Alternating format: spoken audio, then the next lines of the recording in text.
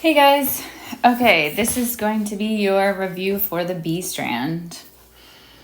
So in B1, we learned about exponent laws, rational exponents, graphing exponential functions without transformations and key features of those graphs, and then identifying the difference between linear, quadratic, and exponential functions. So just a quick recap on what all of that is.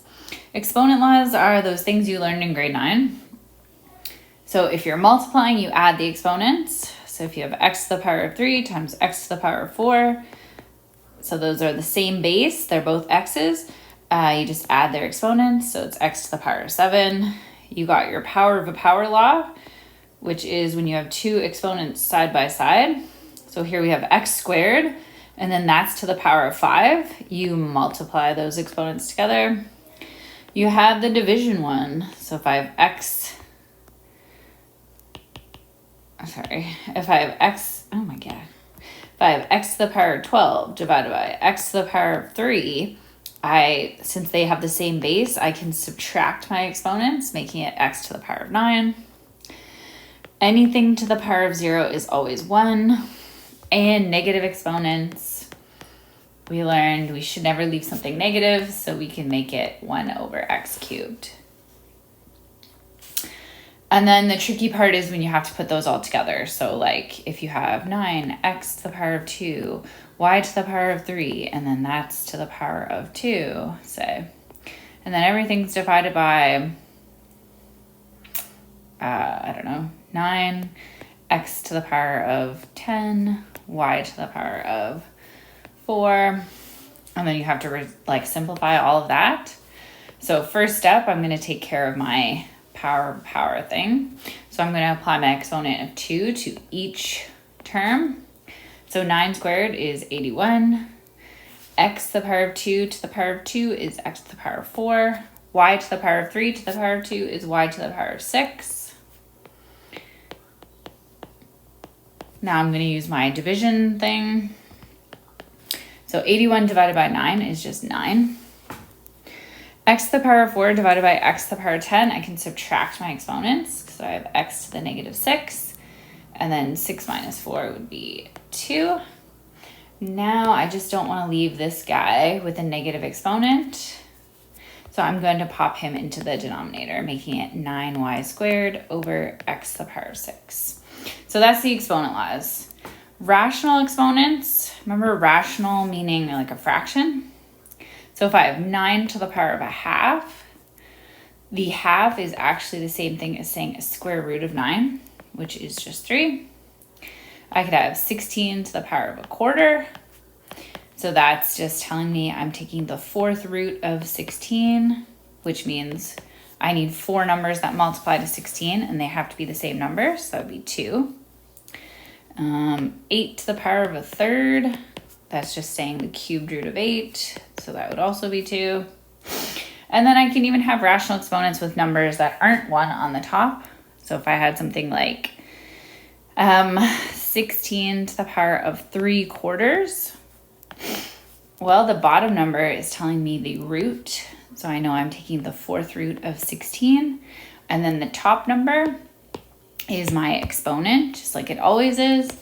So then that would be cubed. Doesn't matter the order that you do this in. So the fourth root of 16 is 2, and then I just have to cube that. So that would be 8.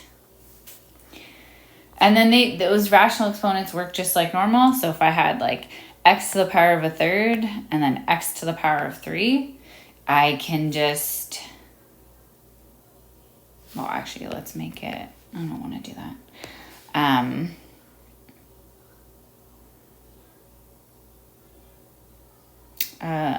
Like another third or something, I don't know. I'm still just adding my exponents together. So a third plus a third, so I'd have x to the power of 2/3. Or you might see this more commonly if I have x to the power of a third, and then that's to the power of 9, let's say. Now I'm just doing the power of a power law. So what's a third times 9? Well, it's the same as 9 divided by 3, which is just 3. So x to the power of 3. And in case you're like really terrible at fractions, 1/3 times 9. The way I did that is just 9 over 3, and then 9 divided by 3 is just 3. All right. Graphing exponential functions. So that is just stuff like if I wanted to graph the function like 1/3 to the power of x, I know that all exponential functions kind of look the same. They kind of look like this, or they look like this. So in this case, 1/3 to the power of x, if I just sub different things in for x, like for example, if x is -1/3, 1/3 to the power of -3 is the same thing as saying 3/1 to the power of +3. So I know that that's going to be 27. So when x is -3, this y value is going to be really big. I don't know, wherever that is. If I have 1/3 to the power of -2, that's the same thing as saying 3/1 to the power of 2, which is 9. So I know if x is -2, y is going to be 9.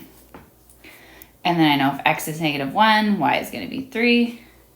If x is 0, y is going to be 1. And then it's just going to get smaller and smaller and smaller. So my graph is going to look something like this. Key features of this graph. There's an asymptote right here. My graph can never go down to -1, -2, -3 on the y-axis. It can't go below 0. So right here, when y is equal to 0, we call that an asymptote because the graph gets really close to it, but it will not cross it.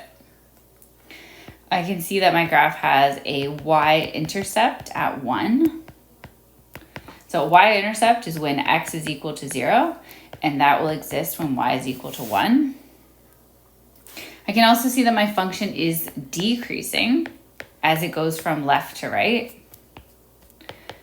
And we sometimes call that exponential decay when it's going down from left to right. Domain and range. The domain of this graph is XER because x can be any number. And the range of this graph is going to be y is greater than 0 and y is an element of the set of real numbers. Okay. And the last thing we had is identifying the difference between linear, quadratic, and exponential functions. So we just know linear, they have the same first differences. So if you were to look at a table of values, you can see that the y values are going up by a constant amount.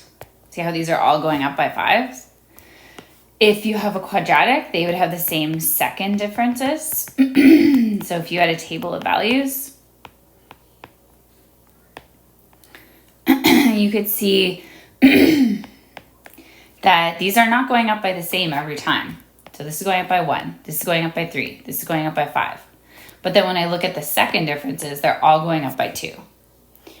So that's how you can tell if it's linear or quadratic. And then exponential, it's going to have what's called a common ratio. So if I have a table,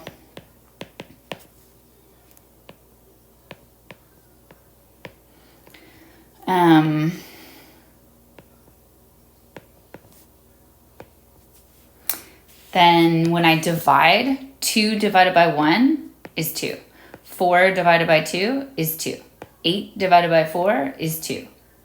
So it's a common ratio. Ratio often means divide. Okay, and then finally in B3, we did a bunch of exponential growth and decay questions. So exponential growth would be like bacteria, like when they double. Or populations increasing. Population, like that stuff that's like percent questions, you know, it's increasing by 2% every year, stuff like that. And decay questions would be like those half-life questions, like the radioactive isotopes, or it could be percent stuff like when you're losing, your car is losing value over time. And that is all the stuff we did in the B strand. So I gave you guys a few handouts. You have this thing, the review, so you can try now that we've reviewed A and B, you can try the questions from A and you can try the questions from B. I will post the answers to these today just over here. I'll post the answers so you can check. And I also printed out this humongous booklet for you, review of the course. So you can do anything now from A and B to make sure you remember all the stuff from A and B.